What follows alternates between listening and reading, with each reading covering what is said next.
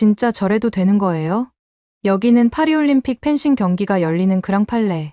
한국과 프랑스의 준결승전이 펼쳐졌던 이날, 경기를 관람하던 한 프랑스 여성은 어떤 장면을 목격하더니 옆에 있던 남성에게 질문을 합니다. 하지만 질문을 받은 남성은 얼굴이 시뻘개진 채 입을 꾹 다물고 있는 모습인데요. 심지어 이 장면은 중계 화면으로는 볼 수 없었던 장면이라고 합니다. 대체 이날 경기장에서 무슨 일이 벌어졌는지 함께 알아보러 가실까요? 잠깐 1초 만에 누를 수 있는 좋아요 버튼만 눌러주시면 영상 제작에 큰 힘이 됩니다. 안녕하세요. 저는 파리경찰청 소속 장피에르 듀부아입니다. 10년 넘게 파리 경찰로 근무하고 있어요. 최근 파리올림픽과 관련된 사건을 담당하면서 많은 생각이 들었습니다. 제 개인적인 경험과 느낀 점을 나누고 싶어 이렇게 글을 쓰게 되었어요. 가장 먼저 파리 치안하면 나오는 이슈인 코인브라즈쿠 감독 강도 사건에 대해 말씀드리겠습니다. 사실 저조차도 축구의 전설 코인브라즈쿠가 파리에서 강도를 당했다는 소식을 듣고 정말 충격을 받았어요. 그가 타고 있던 택시에 강도들이 접근해 가방을 빼앗아 달아났다고 하더군요. 가방 안에는 다이아몬드 목걸이, 롤렉스 시계, 그리고 4,000유로 상당의 현금이 들어있었다고 하던데 피해액만 약 59만 유로 가까운 액수였습니다. 저희 팀이 현장에 출동했을 때 코인브라즈쿠는 크게 당황한 모습이었습니다.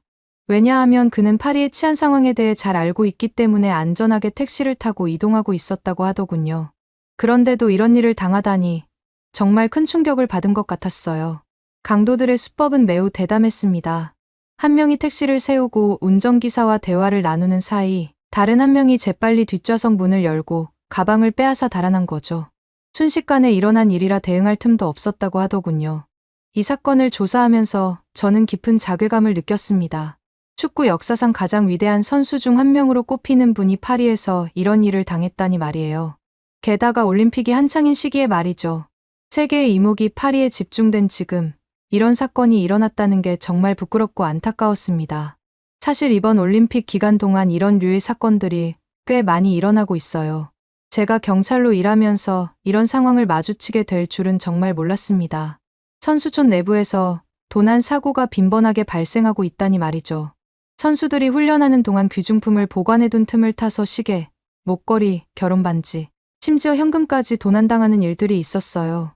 이런 상황을 보면서 저는 깊은 자괴감을 느꼈습니다. 특히 아르헨티나 축구대표팀의 사건은 정말 충격적이었어요. 하비에르 마스체라노 감독의 말을 들었을 때 저는 그저 할 말을 잃었습니다. 어제 훈련장에 도둑이 침입해 물건을 훔쳐갔습니다. 미드필더 티아고 알마다가 시계와 반지를 분실했습니다. 이 말을 들으면서 저는 파리가 얼마나 경비에 소홀했는지를 뼈저리게 느꼈답니다. 이 사건이 모로코와의 경기 전날 발생했다는 사실은 더욱 가슴 아프게 하더군요. 경기장 보안에 더 신경 썼어야 했는데 말이죠. 프랑스 엠포의 보도를 듣고 나서야 그 피해 규모를 알게 되었는데 4만 유로의 시계와 1만 유로의 반지라니 저희 경찰로서 정말 부끄러운 일이 아닐 수 없습니다. 마스체라노 감독이 이런 상황을 보고했던 말이 있었는데 가장 마음에 걸리는 건 이 부분이었어요. 프랑스 치안 당국은 우리에게 사사건건 인증, 신분 확인 등을 요구하면서 이런 일이 일어납니다. 이 말을 들으면서 저는 프랑스가 얼마나 잘못된 방향으로 가고 있었는지를 깨달았습니다. 아르헨티나 팀의 경기를 지켜보면서 저는 이때 발생한 도난 사건이 다음날 경기력에도 영향을 미쳤다고 생각해요. 모로코와의 경기에서 1대2로 패배한 것도 어쩌면 이 사건 때문일 수도 있겠다는 생각이 들더군요. 게다가 그 경기에서 관중들의 난입과 물병 투척 등이 있었다는 소식을 듣고 저는 정말 한숨밖에 안 나오더군요. 호주 사이클 대표팀의 로건 마틴 선수도 파리로 오는 길에 벨기에에서 차량 침입 절도를 당했다고 하던데 치안이 좋지 않은 파리가 그때는 원망스럽기까지 했습니다. 다행히 자전거는 무사했다고 하지만 이런 일들이 계속 일어나는 것을 보면 정말 마음이 무거울 따름입니다. 이런 상황들을 보면서 저는 깊은 회의감을 느꼈어요. 세계 최고의 도시라고 자부하는 파리에서 그것도 올림픽이라는 세계적인 행사 기간에 이런 일들이 벌어지고 있다니 말입니다.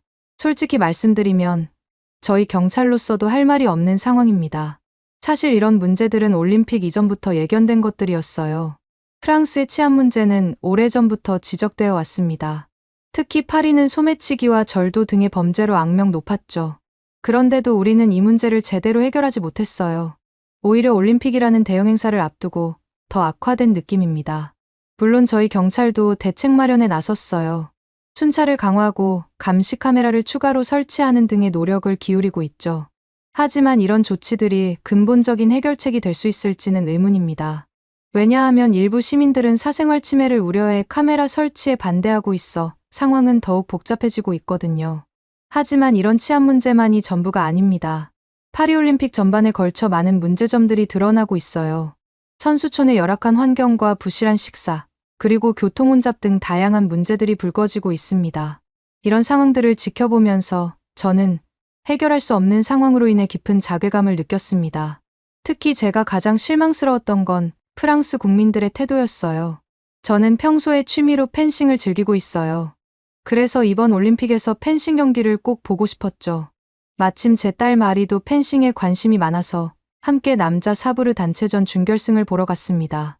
한국과 프랑스의 경기였어요. 경기장에 도착했을 때 분위기는 이미 뜨겁게 달아올라 있었습니다. 9,000명이 넘는 관중들로 가득 찬 그랑팔레 경기장은 프랑스를 응원하는 함성으로 가득했답니다. 처음엔 저도 그 열기에 흠뻑 취해 있었어요. 하지만 경기가 시작되고 얼마 지나지 않아 그 열기가 점점 불편한 것으로 변해갔습니다.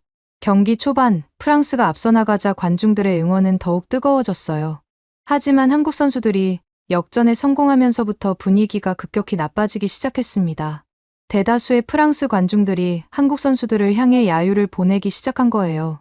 펜싱은 예의를 중시하는 스포츠입니다. 상대방에 대한 존중은 경기의 일부라고 할 수 있습니다. 그런데 프랑스 관중들은 그런 기본적인 매너조차 지키지 않았어요. 한국 선수들이 공격을 시도할 때마다 야유가 쏟아졌고 심지어 경기 중에 소리를 질러 집중을 방해하려는 시도까지 있었습니다. 오죽하면 제 옆자리에 앉아있던 마리가 저에게 묻더군요. 아빠, 저렇게 해도 되는 거예요. 하고 말이에요. 저는 마리의 질문에 대답을 할 수 없었습니다. 어떻게 설명해야 할지 몰랐거든요. 프랑스 국민들의 행동이 너무나 부끄러워 정말 이 자리를 나가고 싶기까지 할 정도더군요. 반면 한국 선수들의 태도는 정말 인상적이었어요. 관중들의 야유와 방해에도 불구하고 그들은 흔들림 없이 경기에 집중했습니다. 오히려 그런 상황에서 더 냉정하고 침착해지는 것 같았어요. 특히 박상원 선수의 모습이 기억에 남아요. 처음에는 관중들의 야유에 당황한 듯했지만 이내 평정을 되찾고 멋진 경기를 펼쳤죠. 더 놀라웠던 건 한국 선수들의 매너였습니다. 3라운드 경기 중 구본길 선수가 공격을 시도하다가 발이 꼬여서 앞으로 넘어졌을 때의 일이었어요. 프랑스 관중들은 이때다 싶어서 모두들 한마음이 되어 야유를 보내더군요. 정말 그때만큼 쪽팔릴 때가 없었습니다. 프랑스 사람들의 야유에도 불구하고 구본길 선수는 마스크를 벗고 미소를 지으며 일어났어요.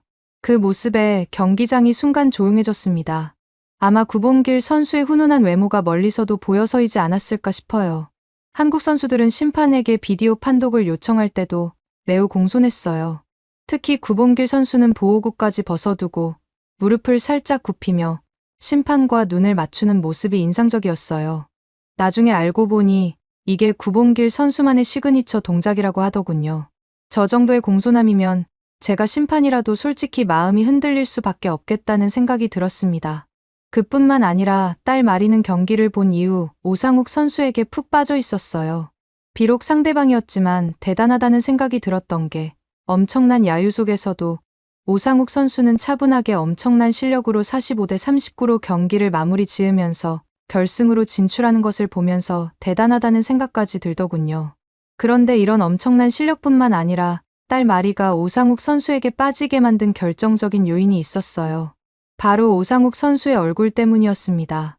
같은 남자가 보더라도 사실 오상욱 선수는 매우 잘생겼었어요. 딸 마리뿐만 아니라 주변 프랑스 여성들까지도 오상욱 선수가 마스크를 벗을 때마다 거의 넋이 나간 것 같은 반응을 보여줬습니다. 되게 인상적이었던 게 한국 선수들이 마스크를 벗을 때마다 그렇게 엄청났던 야유가 순식간에 줄어들었어요. 이날 경기를 시작으로 오상욱 선수에게 빠져버린 마리는 아직도 계속 오상욱 선수 같은 한국 남자와 결혼하고 싶다며 오상욱 선수에 대해 계속 이야기합니다. 마리에게 듣기로는 오상욱 선수의 키가 190cm가 넘는 데다가 어떤 언론에서는 이번 올림픽에서 가장 잘생긴 금메달리스트로 오상욱 선수를 뽑으며 금메달을 딸 정도로 엄청난 실력과 비현실적인 외모를 겸비한 선수라는 기사까지 났다고 말해줬습니다.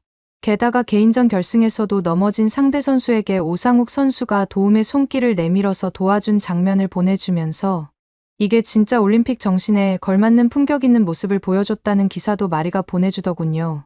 이걸 보면서 저도 인정할 수밖에 없었습니다. 사실 저는 솔직히 준결승전에서 당연히 한국을 펜싱으로 이길 거라고 생각했어요. 프랑스가 이번 파리올림픽의 주최국이기도 하고 펜싱의 종주국이잖아요. 그런데 이렇게 한국에서 사상 최초로 올림픽 3연패를 이루어내다니 당황스럽긴 합니다. 분명 제 머릿속에 펜싱 강국은 프랑스였는데 이제 한국으로 넘어갔다는 생각이 들면서 씁쓸하지만 어쩔 수 없죠.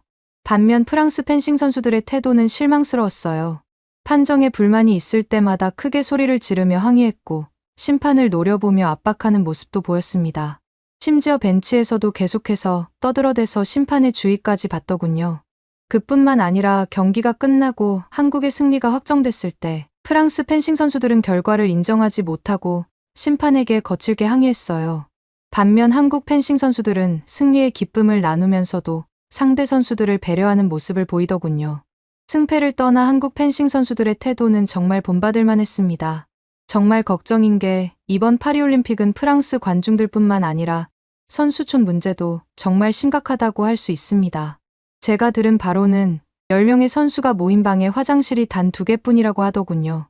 게다가 여러분들도 아시다시피 기온이 35도까지 오르는데도 에어컨도 없고요. 심지어 침대는 골판지로 만들었고 매트리스는 재활용된 어망으로 만들어졌다고 하던데 컨디션을 가장 중요하게 관리해야 될 선수들에게 이게 말이 됩니까? 참 부끄럽다 못해 쪽팔리기까지 하더군요. 제 동료 중 한 명이 선수촌 경비를 맡고 있는데 그 친구에게 들은 이야기들은 정말 충격적이었어요. 선수촌 환경이 얼마나 열악한지 듣고 나니 프랑스가 올림픽을 제대로 준비를 한 건지 의문이 들더군요. 먼저 숙소 문제부터 말씀드리자면 정말 심각한 수준인 게 선수들은 골판지로 만든 침대에서 자야 합니다. 처음에는 친환경 올림픽을 위한 조치라고 생각했지만 실상은 전혀 달랐어요. 대회가 시작된 지 얼마 되지 않았는데도 벌써 많은 침대가 망가지기 시작했다고 합니다. 특히 농구 선수들 같은 장신 선수들은 정말 고통스러워한다고 해요. 평균 키가 2m에 가까운 선수들에게 골판지 침대를 준 것 자체가 말이 안 되는 일이죠. 한 선수는 이런 말을 했다고 합니다. 지금이 2024년이 맞는 거냐고 말이에요. 침대뿐만 아니라 화장실 문제도 심각하다고 하더군요. 미국 테니스 선수 코코 가우프가 SNS에 올린 글을 보면 정말 황당했어요.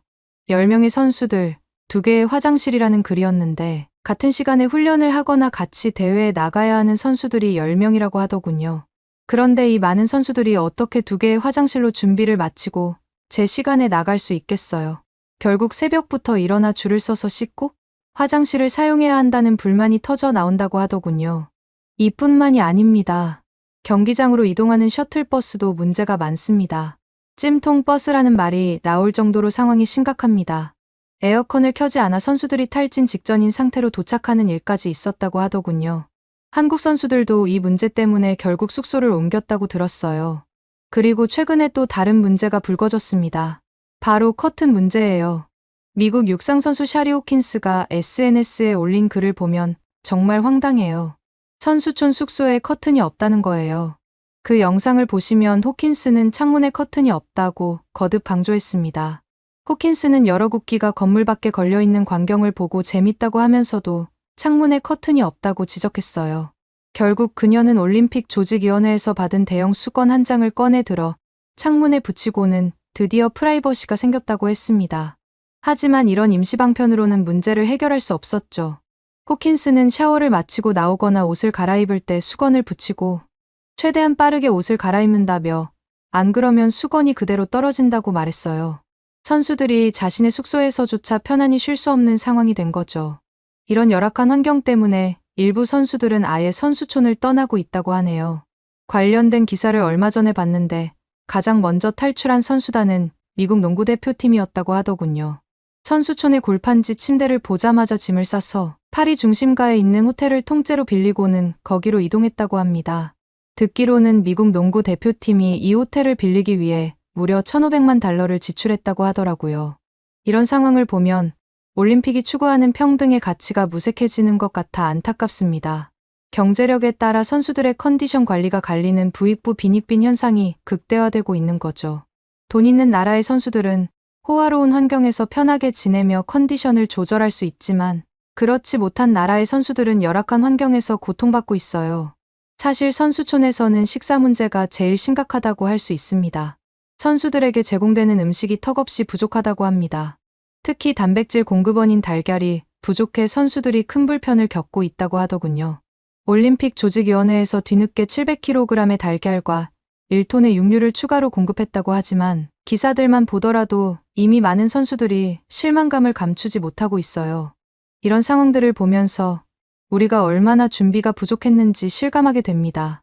친환경 올림픽이라는 명분 아래 선수들의 기본적인 편의조차 무시한 것은 아닌지 반성하게 되더군요. 이런 상황들을 지켜보면서 저는 깊은 자괴감을 느낍니다. 세계 최고의 도시라 자부하던 파리가 세계인의 축제인 올림픽을 제대로 치르지 못하고 있다는 사실이 너무나 쪽팔려서 말이에요. 특히 파리 중심부에 있는 코리아하우스를 직접 방문해 보니 더욱 그렇더군요. 딸과 함께 가보았는데 정말 한국 문화의 모든 것을 담아놓은 듯했어요. 마리는 이미 한국 문화에 푹 빠져 있어서 그런지 눈을 반짝이며 이곳저곳을 구경하더군요. 먼저 들른 곳은 K-팝 체험존이었어요. BTS와 아이브의 노래가 흘러나오자 딸이 흥얼거리기 시작하더라고요. 마리는 K-팝 존이 제일 마음에 들었는지 꽤 오랜 시간 동안 노래를 듣고 있었는데 너무 인기가 많아 뒤에 줄이 너무 길어져서 아쉽게도 자리를 양보할 수밖에 없었습니다. 그 후 코리아하우스를 돌아다니면서 비비고 시장이라는 곳에 들렀는데 한국의 전통시장을 재현해 놓은 공간이더군요. 거기서 떡볶이와 만두를 먹어봤는데 그 맛이 일품이었어요. 오죽하면 먹고 또 1인분을 시켜 먹었다니까요. 이런 경험을 하면서 한국이 얼마나 세심하게 자국의 문화를 알리고 있는지 깨달았어요. 단순히 음식이나 공연을 제공하는 게 아니라 직접 체험하고 느낄 수 있게 해주는 거죠. 게다가 첨단 기술을 활용한 전시도 있어서 전통과 현대가 공존하는 한국의 모습을 잘 보여주고 있더군요. 이런 노력 덕분인지 다른 나라 선수들도 코리아하우스를 많이 찾는다고 했어요. 심지어 선수촌에서 식단이 그리 좋지 않아 코리아하우스까지 와서 밥을 먹고 간다는 소문도 들리더군요. 직접 먹어보니 왜 그러는지 이해가 갔습니다. 한 선수는 이렇게 말했다고 합니다. 한국 음식은 영양가도 높고 맛도 좋아요. 선수촌 식당에 이런 음식이 있다면 우리가 밖으로 나오진 않았을 거예요. 라고 말이에요. 이 말을 들으니 한국이 얼마나 선수들의 마음을 잘 헤아리고 있는지 새삼 느끼게 되었습니다. 반면 프랑스는 문화의 나라로 알려져 있잖아요. 그런데 이번 올림픽에서 프랑스의 문화적 역량을 제대로 보여주지 못하고 있어요. 오히려 부실한 운영과 무례한 태도로 프랑스의 이미지를 실추시키고 있는 것 같아 안타깝습니다. 특히 개막식에서 있었던 실수는 정말 창피한 일이었어요. 한국 선수단을 소개하면서 실수로 북한이라고 말해버린 건 말입니다. 이건 단순한 실수를 넘어서 큰 외교적 문제가 될 수 있는 사안이었는데 그렇게 되지 않아 얼마나 다행으로 생각하고 있는지 몰라요. 심지어 개막식 땐 그리스 신화 속 디오니소스를 묘사한 장면이 논란이 되었더라고요. 저도 처음에 보고 너무 우스꽝스러운 거 아닌가 싶었지만 역시나 기독교 단체들 측에서 디오니소스를 묘사한 것이 레오나르도 다빈치의 명화 최후의 만찬을 패러디한 것이 아니냐면서 비난을 쏟아냈다고 하더군요. 거기다가 프랑스 내 가톨릭 교회 또한 이 장면에 대해 기독교를 조롱한다고 비판한다고 했습니다. 심지어 해당 공연 중 어떤 댄서의 특정 부분이 보였던 사건 때문에 이슈가 많이 커지더군요. 못 볼 걸 본 그 느낌이란 정말 저조차도 프랑스 자국민이지만 머리까지 화가 나더군요. 물론 이후 프랑스 내부에서는 그 사건이 거짓이고 단순히 스타킹이 찢어진 거라는 정정기사가 나왔지만 전 세계 사람들이 보기에 불쾌한 장면인 건 변함이 없다는 건 사실입니다. 프랑스의 막장은 이것뿐이 아니었어요. 파리올림픽의 경기만 보면 나라들의 국기를 잘못 표기하는 등 실수가 많더라고요. 그걸 보는데 제가 다 부끄러웠습니다.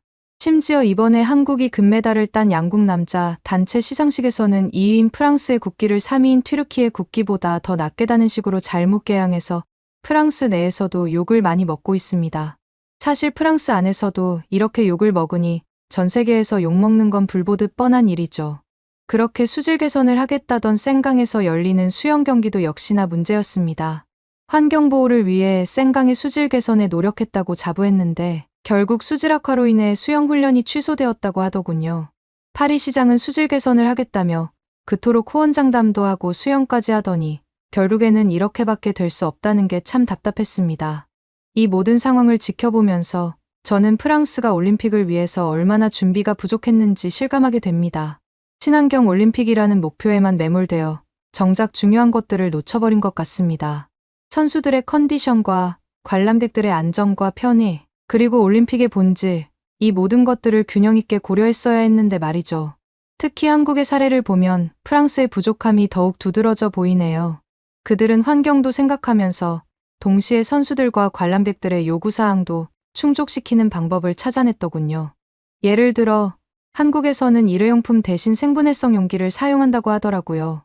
환경을 생각하면서도 편의성을 포기하지 않은 거죠. 제 동료에게 들은 바로는 한국 대표팀에서는 자체적으로 도시락을 준비해와서 한국 선수들에게 제공하고 있다고 했습니다. 위원회에서 선수들의 기본적인 식사조차 제대로 제공하지 못하고 있는 상황에서 한국이 이렇게까지 준비했다니 대단하다고 느껴지더군요. 그리고 팀 코리아 파리 플랫폼이라는 곳이 있다는데 한국에 있는 진천 국가대표 선수촌과 비슷한 환경을 파리에 만들어놨다는 거 아니겠어요? 이러면 경기 준비에만 집중할 수 있겠죠? 여기서는 매일 신선하고 영양가 높은 고기 반찬과 밥이 담긴 한식 도시락을 만들어 선수촌으로 보낸다고 하더군요. 한국은 15명의 조리사를 프랑스로 보내 이 모든 걸 준비하고 있다고 하던데 이렇게까지 준비하고 투자한 걸 보면 파리올림픽 위원회 측에서 얼마나 안일하게 대회를 준비했는지 새삼 느껴집니다. 찾아보니 한국이 이렇게 세심하게 준비한 게 이번이 처음은 아니라고 하더군요. 평창올림픽 때도 선수촌 식당에서 음식 관련 민원이 전혀 없었다고 하는데 올림픽 역사상 처음 있는 일이라는 거 있죠? 반면에 지금 파리올림픽의 상황은 정말 심각합니다. 탄소 배출을 줄이겠다고 채식 중심 식사를 제공했는데 오히려 선수들의 불만만 사고 있고 선수들이 배고픔을 호소하고 있다니 정말 걱정됩니다. 특히 피쉬앤칩스만 있으면 괜찮기로 유명한 영국 선수단까지 불만을 터뜨렸다니 충격적이더군요. 그저 달걀이나 맘껏 먹게 해달라는 건데 선수촌에서는 이마저도 제대로 제공하지 못하고 있대요. 이런 상황에서 한국의 대응은 더욱 돋보이네요. 도쿄올림픽의 교훈을 살려 이번에도 철저히 준비했다고 하니 그 준비성에 정말 감탄할 따름입니다. 듣기로는 다른 나라들도 한국을 따라 움직이기 시작했다고 했어요. 호주는 엄청난 양의 음식을 가져왔고 바리스타까지 데려왔다니 말이죠. 이런 걸 보면 프랑스의 준비가 얼마나 부족했는지 다시 한번 실감하게 됩니다. 이런 문제들이 단순한 실수가 아니라 프랑스의 근본적인 문제를 드러내는 것 같아 더욱 걱정됩니다. 생강 수질 문제부터 식단 문제까지 핵심적인 부분들이 제대로 관리되지 못하고 있잖아요. 미식의 나라 프랑스인데 프랑스의 음식이 도쿄올림픽보다 못하다니 정말 부끄럽습니다. 화려한 겉모습 뒤에 숨겨진 프랑스의 부패와 무능이 드러나는 것 같아 걱정되네요. 성공한 올림픽은 이미 그른 것 같은데 과연 더 이상 이슈 없이 파리올림픽을 마무리할 수 있을까요? 오늘의 사연은 어떠셨나요? 오늘의 사연이 마음에 드셨다면 좋아요만 한번 눌러주세요. 1초밖에 안 걸리지만 좋아요를 한번 눌러주시면 더 좋은 사연을 소개해드리는데 큰 힘이 된답니다. 긴 영상 시청해주셔서 감사합니다. 오늘도 행복한 하루 보내세요.